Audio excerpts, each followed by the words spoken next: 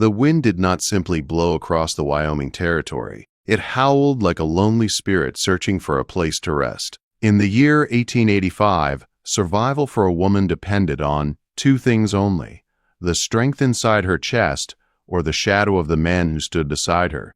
Sarah Winslow stood alone on a frozen train platform and knew she had already lost one of those things.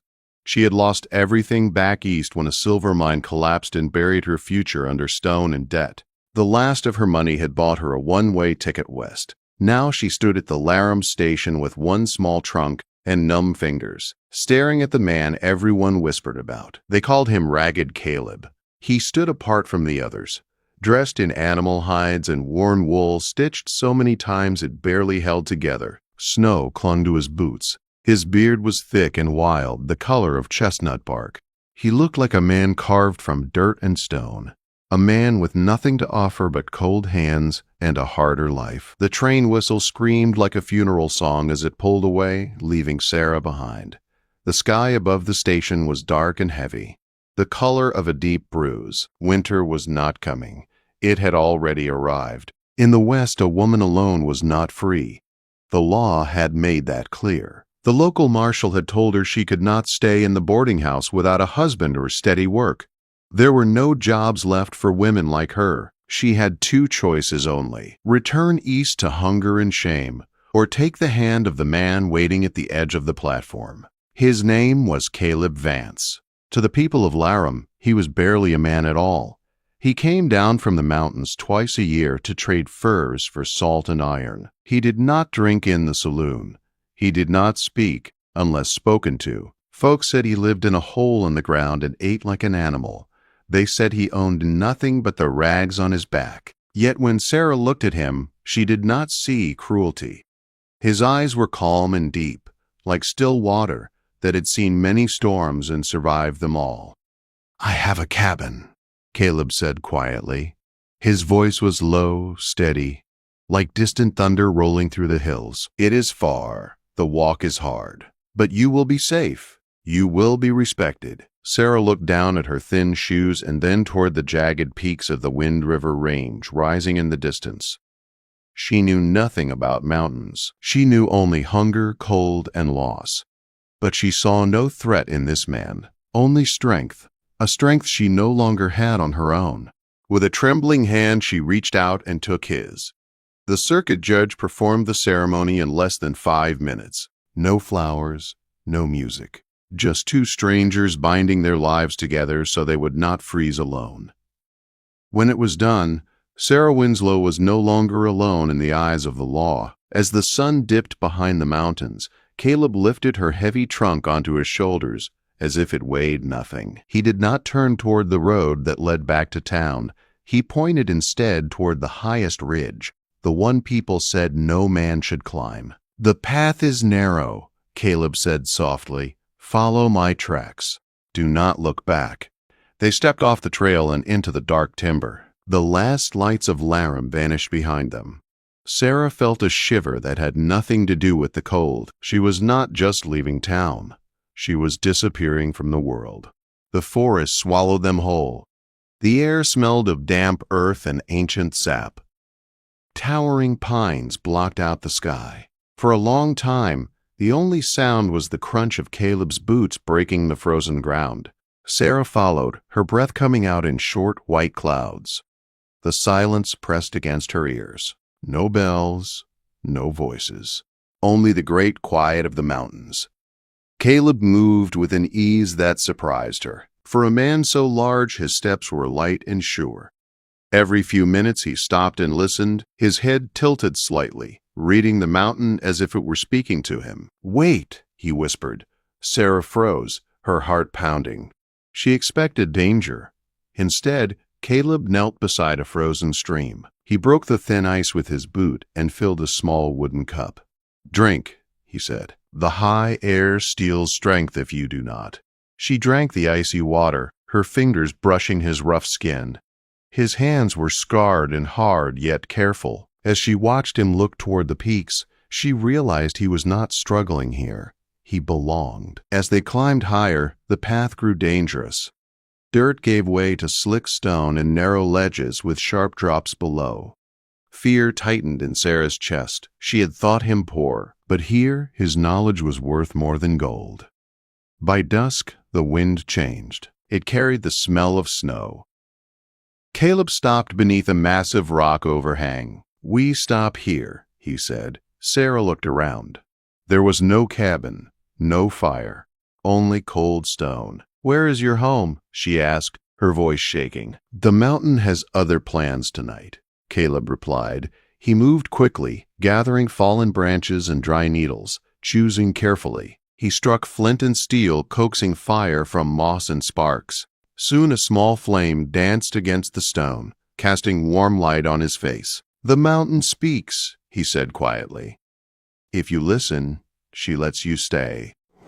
He gave Sarah willow bark to chew, easing the ache in her head. She watched him work with hands that knew patience and precision. This was no brute. This was a man who understood things the town never bothered to learn. "Why do they call you Ragged Caleb?" she asked. "They see clothes," he said, "not the man." The fire faded. The cold deepened. Caleb stood and looked toward the peaks. "Rest," he said. "Tomorrow we climb higher." Morning did not bring sun. It brought steel gray sky and wind that cut through wool. Caleb woke her before dawn.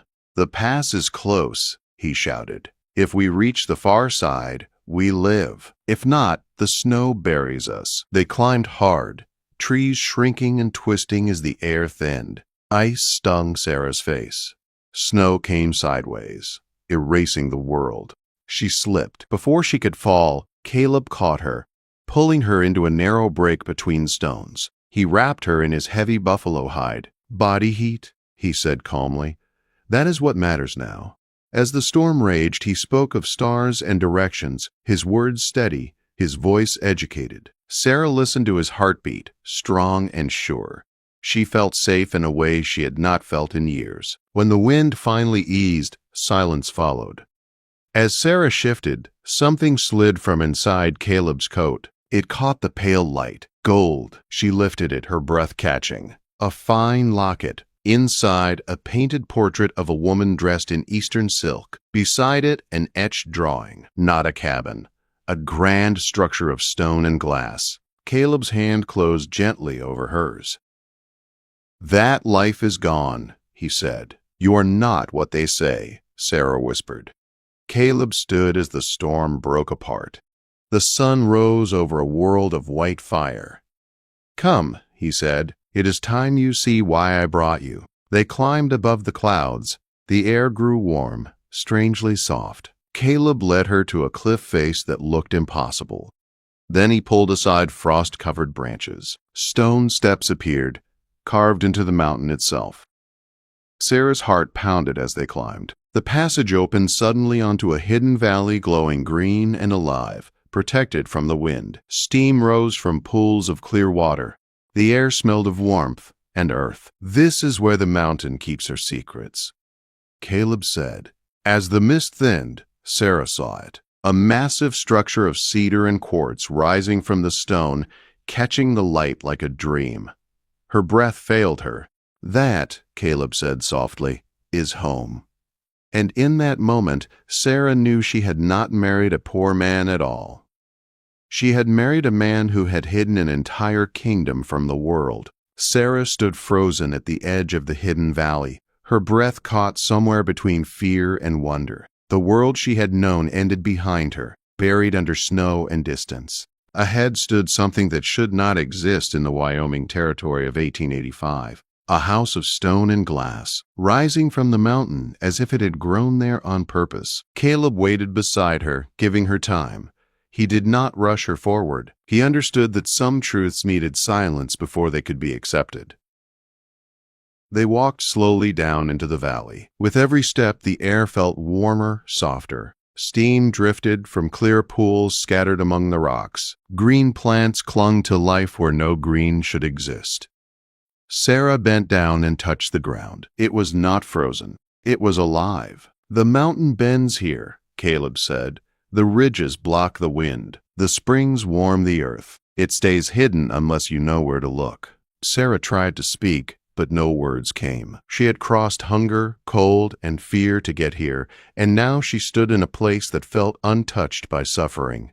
They reached the house as the sun sank low, painting the quartz walls in gold and violet. The structure was massive but gentle. Wide eaves stretched outward to guard against snow. Tall windows reflected the sky. Heavy stone walls rose from the rock itself, fitted so tightly they seemed grown rather than built. "How did you do this?" Sarah asked quietly. "One piece at a time," Caleb said. "Over years." He opened the heavy oak door. Warm air flowed out to meet them, not smoky or damp, but clean and steady. Inside, the floor was smooth slate. Cedar walls lined with shelves reached up toward a high ceiling. Light filtered in through tall glass panels, even as dusk fell. Sarah stepped inside and felt her legs weaken. This was no trapper's shelter. This was a home built with thought and care. Books filled the shelves. Real books, not just ledgers or manuals, but volumes on plants, stars, stone, and design. Caleb lit oil lamps one by one. The light revealed a long table covered in rolled papers and tools. Blueprints, drawings like the one she had seen in the gold locket. "This is where I worked," he said, "when the storms trapped me here, when the world below felt too loud." Sarah walked slowly through the room, her fingers trailing along the shelves. She felt like an intruder in a dream. They ate a simple meal of dried meat, roots, and warm water drawn from a stone basin. Running water. Sarah stared as it flowed freely. "The spring sits higher," Caleb explained. "The pressure does the work." That night, Sarah slept in a real bed, wrapped in clean wool, listening to the soft hum of wind far above the valley. For the first time since her life collapsed back east, sleep came without fear. Morning brought quiet light and warmth. Outside, snow raged somewhere beyond the ridges, but here the valley breathed calmly. Caleb showed her the garden plots warmed by channels of spring water. He showed her storage rooms filled with dried food and tools neatly arranged. "You plan for everything," Sarah said. "I plan to survive," Caleb replied. Living came later. As the days passed, Sarah learned the rhythms of the hidden valley. Caleb taught her which plants healed and which harmed, how to read the sky even when clouds hid the sun, how to listen to silence and hear warning inside it. In return, Sarah brought order to the scattered papers and journals that filled the house. She labeled, sorted, and preserved his work. She wrote down his methods in clean, careful script. Caleb watched her with quiet gratitude. One evening, as snow piled high against the windows, Sarah asked the question that had been waiting between them. "Who were you before this?" Caleb stood by the hearth for a long time before answering. Finally, he set a gold locket on the table between them. "My name was Julian Vance," he said. "I was an architect in New York." Sarah listened as he spoke of iron frames and tall buildings, of wealth and applause, and of a wife who grew weaker as the city grew stronger, of air thick with smoke, of loss that could not be repaired.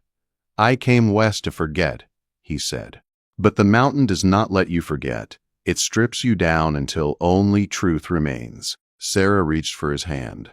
"You didn't run," she said. "You built something better." The wind howled beyond the ridges, but inside the house of stone and light, two lives slowly began to knit together, and far below the world believed ragged Caleb had vanished into the cold, never knowing that above the clouds a new beginning had already taken root. Winter closed around the Wind River Range like a clenched fist. Storm after storm buried the peaks, sealing the hidden valley away from the rest of the world. Down below, towns disappeared under snow, and hunger crept into cabins. But above the clouds the valley breathed on, warm and steady, as if the mountain itself stood guard. Inside the house of stone and light, life took on a quiet rhythm. Each morning, Caleb checked the water channels and the garden beds warmed by the springs. Sarah learned to harvest winter greens and dry roots for storage. She learned how to read the subtle signs of weather that never reached the valley floor, but still whispered their warnings. At night, they sat by the hearth as the wind roared far above them, unable to reach their walls. Sarah read aloud from books Caleb had carried piece by piece into the mountains. Histories, poetry, plans for buildings never built. Caleb listened, sketching as she read, his hand steady, his mind alive again. The man the town called Ragged Caleb slowly faded. In his place stood a man who laughed softly, who spoke of ideas, who planned not just survival, but a future. One evening, as snow pressed thick against the windows, Sarah stood in the library holding a small stack of journals. "These deserve more than hiding," she said. "Someday the world should know what you built here." Caleb looked at her, the firelight catching in his eyes. "I didn't build this for the world," he said. "I built it so one soul could breathe freely." Sarah stepped closer. "Then let me be that soul," she said, "with you." Spring came late to the high country, but when it arrived gently. Snow melted into singing streams. New shoots pushed through the warmed soil. The valley filled with color and life. Together, they expanded the house. A new wing grew from stone and timber. Windows opened toward the morning sun. Caleb's sketches took shape under Sarah's careful planning. Where grief had once guided his hands, hope now did. Far below, rumors spread. Trappers spoke of steam rising from impossible heights. Hunters told stories of green valleys hidden in winter, but no one ever found the path. The mountain kept its secret. One clear morning, Sarah stood on the ridge above the house, looking out over endless peaks. She thought of the girl who had stood trembling on a train platform, believing she had married the poorest man in the territory. She smiled. Caleb joined her, slipping his hand into hers. "They think we vanished," she said. "Let them," he replied. "We found what we needed." Years later, when the storms of life had softened into memory, the house still stood, strong and warm. A testament not to wealth or pride, but to patience, knowledge, and love strong enough to climb above the clouds. Sarah had not been rescued from the cold alone. She had been led into a kingdom built by bare hands and a broken heart that learned how to hope again. And in the silence of the high mountains, far from judgment and fear, two lives proved that the greatest treasure of the Old West was not gold buried in the ground, but a home built where the world could not take it away.